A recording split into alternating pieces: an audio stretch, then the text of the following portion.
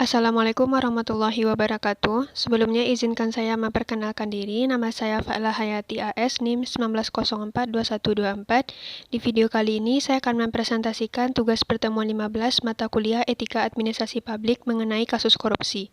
Permasalahan yang akan saya bahas yaitu mengenai sikap apatisme masyarakat dalam pemberantasan korupsi dan patologi birokrasi menuju pelayanan publik prima, studi kasus di Kabupaten Malang, Kota Batu. Korupsi adalah pelanggaran terhadap hak sosial dan hak ekonomi masyarakat. Korupsi menjadi penyebab rusaknya sistem hukum, menghambat jalannya pemerintahan yang bersih, demokratis, dan menyebabkan tidak optimalnya pelayanan penyelenggara negara terhadap kepentingan masyarakat. Perkembangan korupsi pada saat ini bukan saja terjadi di pusat saja karena otonomi daerah ikut andil dalam pendistribusian korupsi hingga ke daerah-daerah. Ini terlihat dari hasil penelitian Governance Assessment Survey tahun 2006 yang dilakukan oleh Kemitraan dan PSSK UGM di 10 provinsi dan kabupaten, memperlihatkan adanya praktik korupsi di lembaga-lembaga pemerintahan daerah. Hal ini membuat pelayanan publik tidak maksimal karena perilaku birokrasinya korup. Korupsi di Malang Raya dalam setahun terakhir terdapat setidaknya 44 ragam pengaduan dugaan korupsi serta penyimpangan dalam berbagai sektor. Di antara semua pengaduan dugaan korupsi dan penyimpangan tersebut, 36 diantaranya merupakan dugaan korupsi dan penyimpangan di sektor pendidikan. Modus yang paling banyak digunakan dalam korupsi tersebut adalah pungli, baik berupa penjualan LKS, buku paket, seragam, uang bangunan, pembuatan teralis, pembangunan masjid, sumbangan amal, uang SPP, dan uang SPBP. Selain temuan di sektor pendidikan, terdapat juga pengaduan di sektor non-pendidikan seperti sektor kesehatan, sosial masyarakat, dan beberapa sektor lainnya.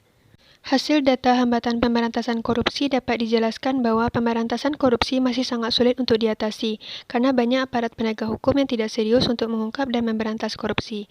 Aparat penegak hukum masih menjadi bagian lingkaran korupsi itu sendiri. Hal ini yang menyebabkan masyarakat bertambah apatis terkait dengan pemberantasan korupsi. Selain itu, perilaku permisif menjadi alasan tumbuh berkembangnya korupsi. Pada data pelayanan publik dapat dijelaskan bahwa pelayanan publik di Kota Malang masih termasuk kategori sederhana karena masih ada arogansi dalam pelayanan, pungutan, dan sebagainya, serta masyarakat juga menilai bahwa pelayanan birokrasi di Kota Malang tergolong cukup lamban. Penyebab apatisme masyarakat juga disebabkan karena persepsi masyarakat tentang pemberantasan korupsi yang sulit diatasi. Hal ini terjadi karena banyaknya hambatan dalam pemberantasan korupsi. Berbagai hambatan serius dalam menanggulangi korupsi dikelompokkan sebagai berikut. Yang pertama, hambatan struktural, yaitu hambatan yang bersumber dari praktik-praktik penyelenggaraan negara dan pemerintahan yang membuat penanganan tindak pidana korupsi tidak berjalan sebagaimana mestinya. Yang kedua, hambatan kultural, yaitu hambatan yang bersumber dari kebiasaan negatif yang berkembang di masyarakat. Dan yang ketiga, hambatan manajemen, yaitu hambatan yang bersumber dari diabaikannya atau tidak diterapkannya prinsip-prinsip manajemen yang baik, yang membuat penanganan tindak pidana korupsi tidak berjalan sebagaimana mestinya. Strategi untuk mencegah perilaku korupsi yang pertama, memperkuat kapasitas kelembagaan birokrasi pelayanan publik. Penguatan kapasitas kelembagaan birokrasi sangat penting dalam rangka menerapkan birokrasi Weberian, yaitu birokrasi lega rasional. Birokrasi lega rasional ditandai dengan birokrasi yang memuat aturan-aturan yang ketat dan pelaksanaannya dikontrol oleh atasan secara ketat, dan tenaga pelayanan birokrasi harus ditopang oleh orang-orang yang memiliki kompetensi memadai.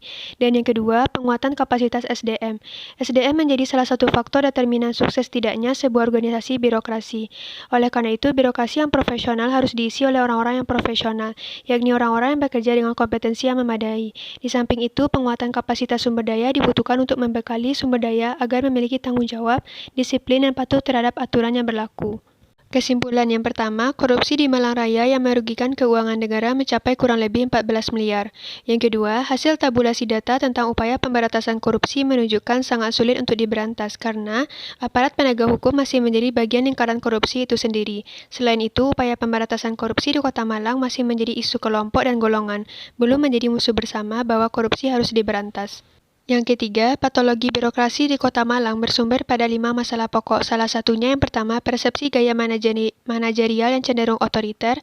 Yang kedua, akibat situasi internal berbagai instansi yang berakibat negatif terhadap birokrasi seperti imbalan dan kondisi keberpihakan oknum pada orang-orang partai. Patologi secara organisatoris dapat disimpulkan bersumber pada satu, administrasi publiknya bersifat elitis serta paternalistis. Yang kedua, birokrasi lebih berorientasi kepada kemanfaatan pribadi atau kelompok atau partai politik ketimbang kepentingan masyarakat. Dan yang terakhir, pelayanan pada masyarakat di Kota Malang mengatakan bahwa pelayanan lamban dan masih ada pungutan di luar yang sudah ditentukan. Baiklah, sekian presentasi dari saya. Jika ada kesalahan, mohon dimaafkan. Terima kasih. Assalamualaikum warahmatullahi wabarakatuh.